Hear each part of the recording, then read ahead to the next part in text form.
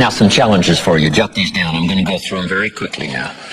Here's number one. Review your performance, whether it's communication or whether it's activity or whether it's a CEO or whether it's on the job. Here's what my father said, a seminar in a sentence. I wish he was here to give it, but since he's not here, in his honor, I will give his seminar in a sentence. Here it is. Always do more than you get paid for to make an investment in your future. Now, some unions would argue with us on this, but that's my papa's seminar in a sentence. Always do more than you get paid for to make an investment in your future. My father was so unique. Papa said if it's raining, you can't fix the roof. If it isn't raining, it doesn't need to be fixed.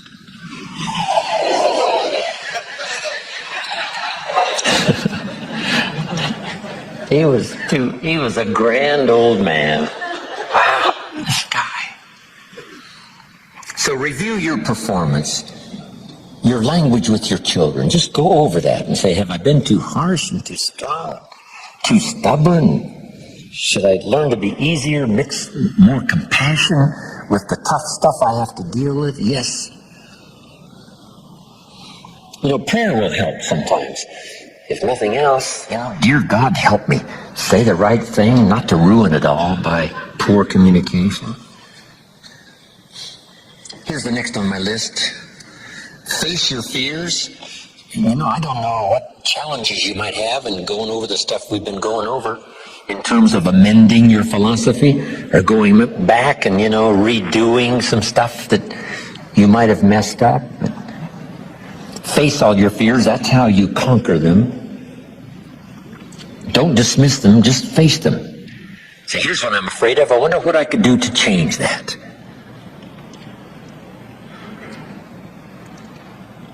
Here's the next one. Exercise your willpower to change direction. You don't have to keep doing what you've done the last 6 years if it's not yielding you the benefits you want. In the seminar I do for Jerry,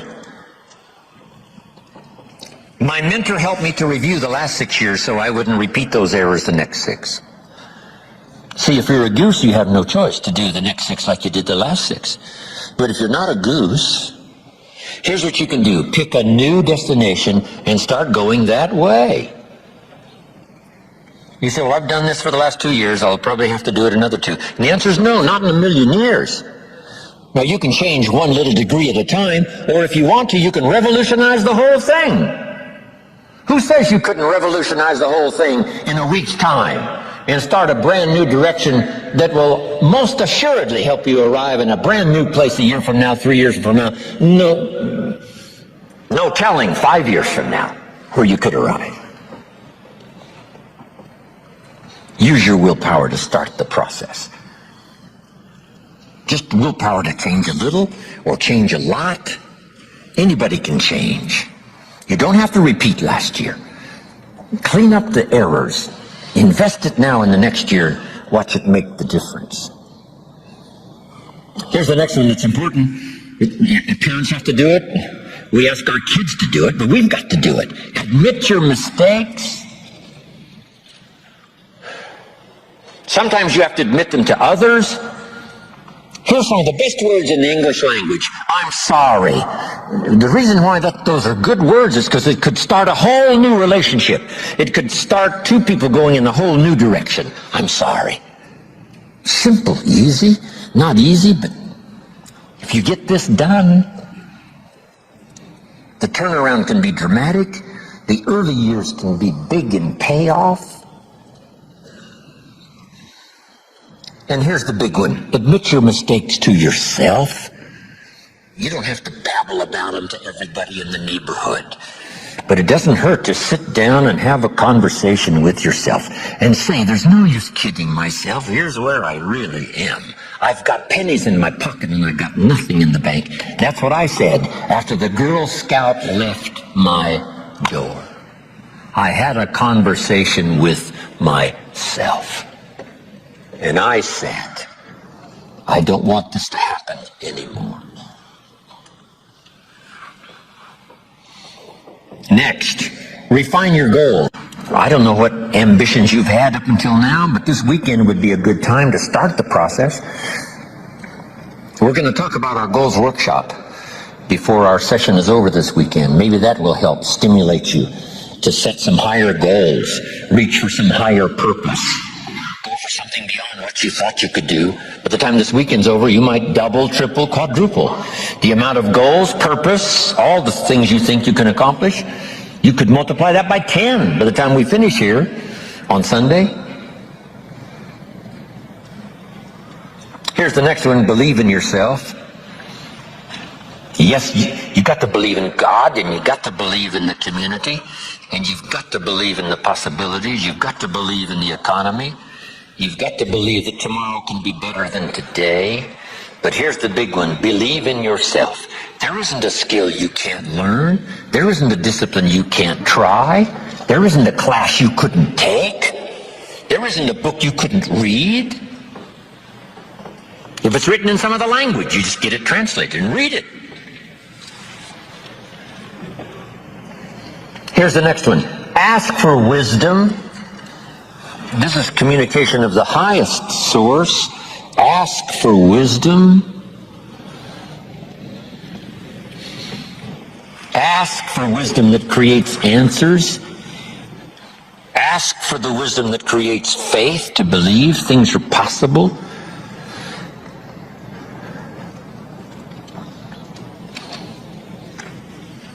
In King Solomon's day, there was the dilemma of two mothers who claimed the same baby.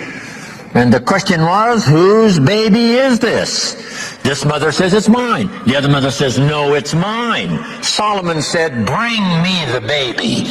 They brought him the baby, and he raised the sword. He said, I'm going to cut this baby in half and give one half to this mother and one half to this mother. And as he raised his sword, sobbingly, the real mother said, no, no, no, don't cut the baby in half.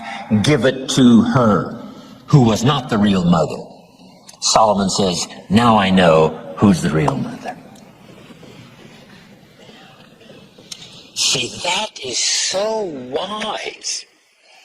And the moment was such drama. But Solomon, the wisest of the wise, knew what to do to settle the deal. Ask for wisdom to deal with the challenges of today and tomorrow, to deal with the challenges your family brings you. Don't wish it was easier, wish you were better. Here's the next one, conserve your time. I must learn to do this. How much time have I got left? Not an unlimited supply. How many of these weekends can I do? Not 1,000, just a few, maybe a handful. Sometimes we get faked out. Bill Bailey says, the average person says, I got 20 more years. No, Bill says, you got 20 more times. If you go fishing once a year, you've only got 20 more times to go fishing. Not 20 years. That fakes you out. I got 20 years. No, 20 times. See, that brings it right down to the real stuff. 20 times. How many more seminars like this? Not 1,000, a few, just a few. So would I mumble and stumble? Would I give you less than my best when I've only got a few more to give? And the answer is no, of course not. If you're a person of some dignity and quality, you wouldn't let that happen. Next, invest your profits. We're going to talk now about this before the weekend is over on financial independence. And I'm going to give you some excellent advice. Here was one of the philosophies Mr. Shelf gave me, along with Mary Kay. Here's what he said. Profits are better than wages. Wages make you a living. Profits make you a fortune. Mary Kay and I went for that. Wow. Could we start earning profits while we're making a living? The answer is yes. I went berserk. Here's one now. Protect your family. These are troublesome times. Not that they haven't been troublesome times for 6,000 years. At school, troublesome times. wonderful mother and a wonderful father who had two boys. In school, they went two different directions, and one became a model citizen and the other one went to jail.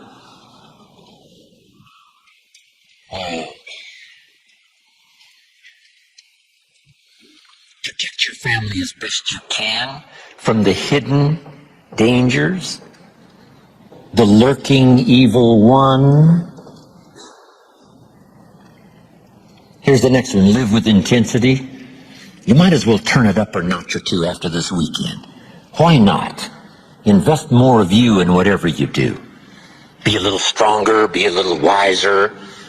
Step up your vitality, contribution. Put everything you've got into everything you do, and then ask for more vitality and more strength and more vigor, more heart, more soul. Next, find your place. This one now is so important. If you just work on a job, find the best place where you can serve well. And sure enough, they'll ask you to occupy a better place. And if you keep doing the job well, the guy says, well, if I had a better job, I'd really pour it on. But I got this lousy job, so I just goof off. See, that's the philosophy of disaster. So you've got a lousy job. Do the very best you can. That's your best way out. Is not to do less than you could, but to do the best you can. With that philosophy, your life can take great leaps forward. Here's a Bible phrase that says, if you work on your gifts, they will make room for you. They'll make a place for you. Here's the next one. Demand integrity from yourself. You can't demand integrity from someone else. Integrity is like loyalty. You can't demand it of someone else. You can only demand it of yourself. Be the best example of loyalty, and you'll get some loyal followers. Be the best example of integrity, and you'll have people surround you that have integrity. Lead the way. Next, welcome the disciplines. Can't give you much better advice than that, because disciplines create the reality. Disciplines build bridges, build cities. Disciplines, a well-disciplined activity creates abundance, creates uniqueness, productivity. Next, fight for what's right. It's a fight we're in. The storyteller says, and there was great war in heaven. Wow, you mean way back there? Yes. 1/3 of the angels conspired. I asked Bill Bailey, how long do you suppose it took 1/3 of these angels to get together? Did they conduct meetings? I don't know. Bailey says the storyteller doesn't say. I said, then we're supposed to use our imagination. I don't know.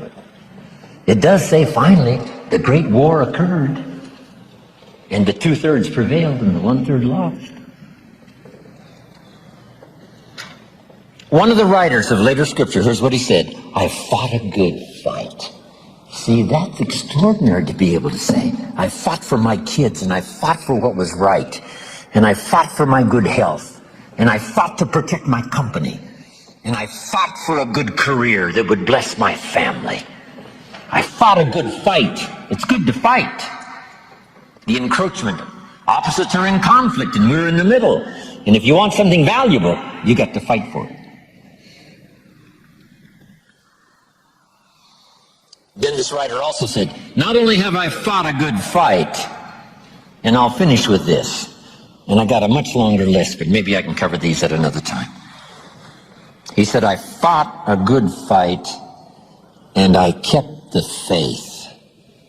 See, that's the deal. Keep faith with your family. Fight like crazy and keep faith. Fight the enemy and keep faith. Fight illness and keep faith. Fight the evil and keep faith. can't give you much better advice. So thank you very much for your attention. I appreciate it.